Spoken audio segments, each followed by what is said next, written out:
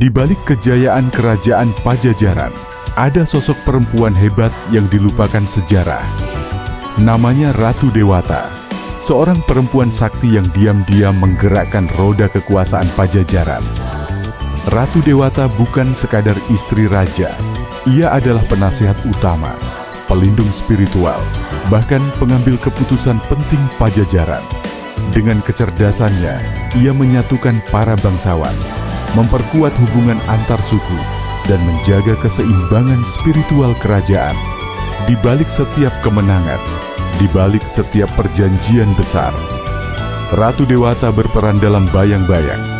Legenda menyebutkan, Ratu Dewata memiliki karomah, kemampuan membaca tanda alam, yang membuatnya dihormati dan ditakuti sekaligus. Namun seiring waktu, namanya dikaburkan, hilang dari catatan resmi. Hanya cerita lisan para tetua Sunda yang menyimpan jejak kebesaran sang ratu. Dalam sejarah Sunda, kekuatan sejati tidak selalu dipegang oleh pedang, tapi oleh kebijaksanaan perempuan.